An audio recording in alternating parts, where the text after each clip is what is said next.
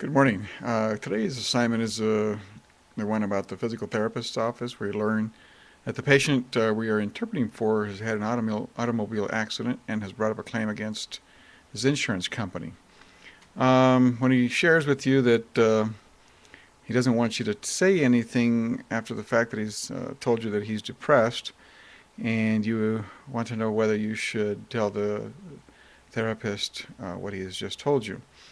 Options are you don't say anything, or you tell the patient that as the interpreter you need to convey the healthcare provider anything that affects the patient's well-being, or you go to the reception office and ask for referrals to a psychological therapy to give to the patient. I would answer B, um, and not just because that I need to convey everything that affects the patient's well-being, but that when I introduce myself to the patient, I advise them that I would interpret everything that was said in the encounter.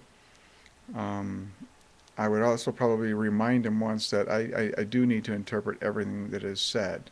The text says translated. I would correct that to say interpret everything that is said.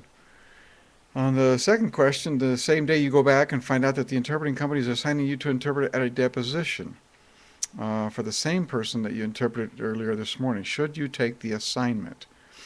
A, B, and C, yes, no, and maybe. Um, Man, that's. I would probably say C, maybe. That I should first clarify with the agency and with all parties that you acted as an interpreter in the patient's doctor's visit, so that there's no perceived conflict of interest. If the attorneys taking the deposition object to your participation, you should exclude yourself from this assignment. And I would add to that if anybody objects to my participation, that I should exclude myself from this assignment. Um, the reason for that is that um,